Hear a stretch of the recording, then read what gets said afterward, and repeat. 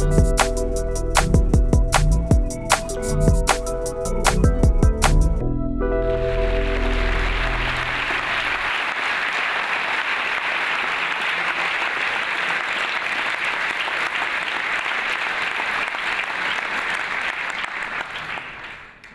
êtes tous danseurs, mais vous l'ignorez. Eh oui, si, je vous assure. Et la raison pour laquelle vous l'ignorez, c'est tout simplement parce que la manière dont vous voyez la danse est très différente de moi qui suis danseur chorégraphe. Lorsque je vous parle de danse, vous devez certainement voir ce genre d'image-là en tête.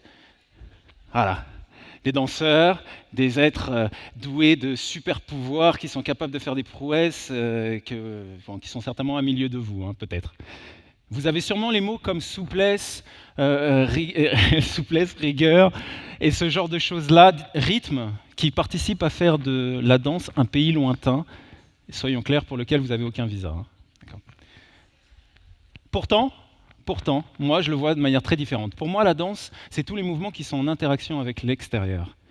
Ainsi, lorsque vous buvez un café, lorsque vous attrapez vos enfants, lorsque vous courez après un bus, ce sont autant de mouvements que je peux utiliser en tant que chorégraphe. La différence entre vous et eux, c'est qu'eux l'utilisent à des fins artistiques. C'est-à-dire qu'ils utilisent ça pour créer une œuvre qui leur permet de partager comment ils voient le monde, ce qu'ils ressentent du monde, ce qu'ils entendent du monde. Ils ouvrent une porte qui vous permet de rentrer dans leur univers.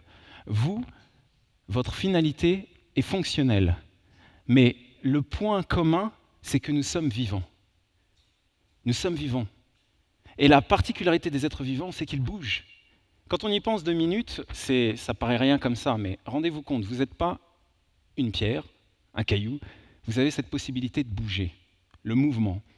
Les danseurs, finalement, sont ceux qui ont conscience de ça et qui savent que chaque mouvement est une célébration de la vie. Alors chorégraphe, ça veut dire, en grec ancien, celui qui écrit le cœur. C'est celui qui va designer la manière dont l'ensemble bouge. Alors en tant que chorégraphe, quand je vois le monde et la manière dont il bouge, pour moi c'est un immense ballet. Et les danseurs en sont les êtres vivants. Les danseurs en sont les êtres vivants, si, je vous assure. Alors des danseurs, moi j'en ai rencontré beaucoup, qu'ils soient des danseurs de vie ou des danseurs de scène. Et le point commun, c'est qu'on pourrait les réunir en 4 groupes. Les bons danseurs. Alors les bons danseurs, c'est ceux qui font très bien les mouvements, qui sont carrés, qui sont nickel, qui sont performants. Les beaux danseurs, ce sont ceux qui ont un petit plus. C'est ceux qui arrivent à transformer ça en beauté et qui arrivent à vous faire ressentir cette sensation d'émerveillement. Les grands danseurs, eux, sont dans une autre dimension et c'est ceux qui arrêtent littéralement le temps. C'est-à-dire que quand vous les regardez, ils vous font perdre toute notion de temps. Et cette notion de temps ne vous revient qu'au moment où ils ont terminé. Et on ne sait pas combien de temps est passé.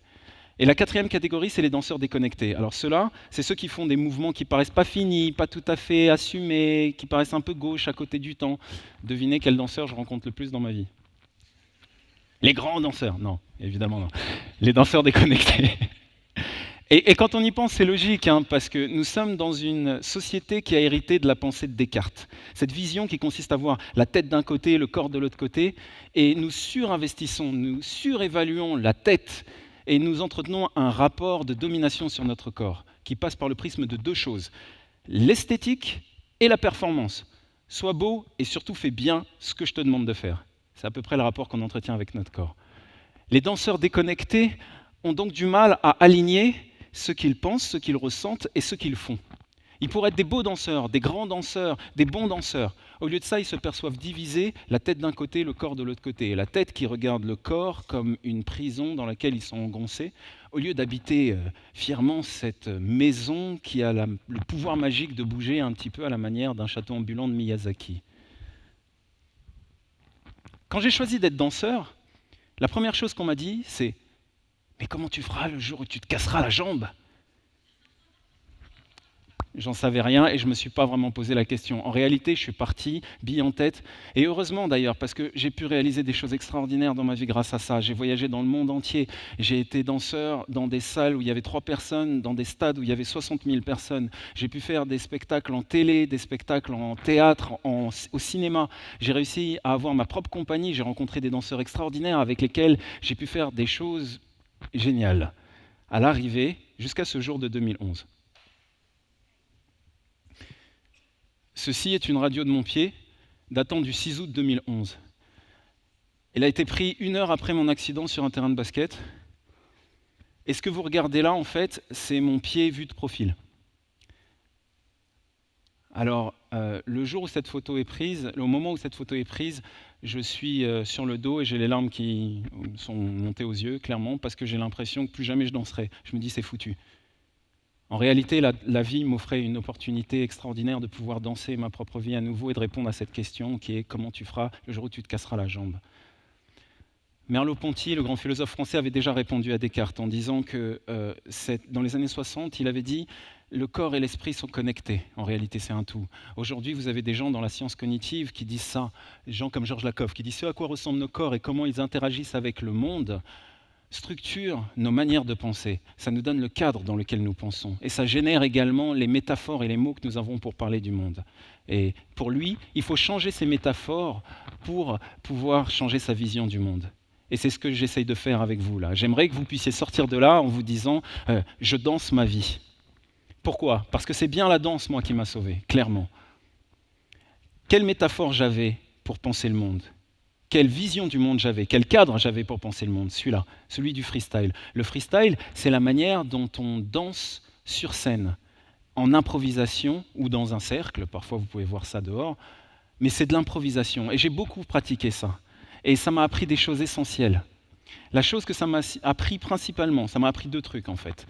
C'est que la volonté seule ne sert à rien. Au mieux, elle vous transforme en danseur déconnecté. Non, ce qu'il faut au contraire, c'est savoir se connecter au flow. D'accord ? Le flow, c'est l'énergie qu'il y a dans cette salle. D'accord ? Ce sont les flux d'énergie qui nous traversent. Et cette énergie-là, elle vient du public, elle vient de la musique, elle vient du sol, elle vient des événements qui se passent dans cette salle, elle vient de plein d'endroits, de la lumière, de la chaleur. Et la bonne nouvelle, c'est que vous savez très bien faire ça. La bonne nouvelle, c'est que votre corps est calibré pour faire ça. Les êtres humains sont un formidable capteur. Imaginez-vous, pensez-vous comme une immense oreille. Une grosse oreille prête à capter tout. C'est ce que vous êtes en tant qu'être humain. Mais tant qu'on se visualise coupé, on a du mal à se connecter à ça. Le tout est d'essayer de recontacter ça et d'écouter. La deuxième chose que m'a appris le freestyle, c'est qu'il faut savoir naître à chaque instant. Si on veut se hisser au niveau des grands danseurs, le but n'est pas de viser la performance ou l'esthétique. Il faut avoir le courage, comme dit Wayne Shorter, le musicien de jazz, il faut avoir le courage de ne pas aller vers la performance. Et le public doit avoir le même courage pour pouvoir accueillir tout ce qui peut se produire, tout ce qui est potentiel. Quand vous arrivez à faire ces 2 choses-là, vous trouvez ce que nous, les danseurs organiques, nous appelons le O in motion. Le O in motion, c'est ce courant porteur dans lequel on se sent quand on réalise des choses sans effort, quand on se sent léger, quand on arrive à réaliser ces actions-là et qu'on se dit « je me sens comme dans un courant ». C'est ce que nous appelons le O in motion, le courant porteur. D'accord ? 2 musiciens de jazz en parlaient très bien. Je vous ai parlé de Wayne Shorter. Là, je peux vous parler de Miles Davis. Miles Davis disait « n'ayez pas peur des fausses notes, elles n'existent pas ». En réalité, toutes les erreurs sont un futur qui essaye de se manifester. Et c'est ce que les danseurs essayent de trouver. Alors, nous, ce qu'on se dit, c'est qu'on danse avec le chaos, comme le dit l'écrivain Jean-François Vézina. Les musiciens de jazz dansent le chaos avec leurs instruments. Les danseurs dansent le chaos avec leur corps. Et moi, j'ai tenté de danser le chaos avec mon corps, ma cheville brisée et ma vie. Et voilà comment je l'ai fait. Le monde dont on parle ce soir est en transformation. Il bouge dans tous les sens. Et je voyais de plus en plus de gens qui n'avaient plus de repères et qui cherchaient, ce qui marchait hier ne marche plus, qui cherchaient de nouvelles interactions et qui cherchaient comment bouger à l'intérieur de ce monde. Et moi, ce que je voyais, là où eux voyaient des obstacles, moi, je voyais des mouvements et je voyais des chorégraphies. Alors je me suis demandé de quelle manière je pouvais apporter ma connaissance et participer à cette grande conversation dans le monde. Alors j'ai décidé, je suis devenu chorégraphe d'entreprise. Je suis devenu accompagnateur de mouvements. Et j'apporte ma science du mouvement auprès de groupes, d'organisations, de personnes, et je les aide à trouver leur O in motion qui va les aider à accomplir des choses qui comptent et à réaliser leur but. Je leur apporte ma science du mouvement pour ça. Et d'ailleurs, l'île où on est le premier endroit qui a eu l'audace de tester ça. Et devinez quoi ? Ça marche. Et ça marche pour une raison toute simple, c'est que vous êtes danseur, mais vous l'ignorez. Vous l'ignorez. Alors aujourd'hui, ça fait exactement 2 ans et demi que je ne suis pas monté sur scène pour danser.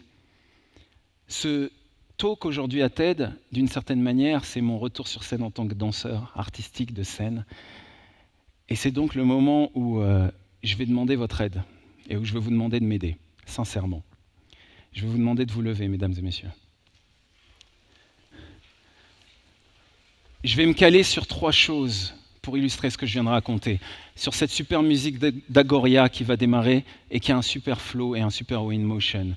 Je vais me caler sur vous et l'énergie que vous allez me donner. Ce n'est pas quelque chose que je fais tout seul, vous allez m'aider.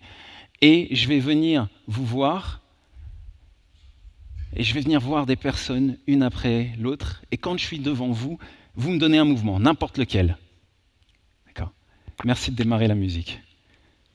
Même un mouvement, n'hésitez pas, même un mouvement de vie. Ok ? Alors pour faire ça, ce que vous allez faire, c'est oh, vous partez derrière, je suis chorégraphe, je suis très précis. Oh, derrière, oh, et ha ! Vous m'envoyez ça. Vous êtes 500 ce soir, vous devez être plus fort que moi.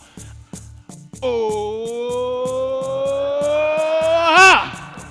Je suis plus fort que vous, je suis tout seul. Encore. Oh. Encore.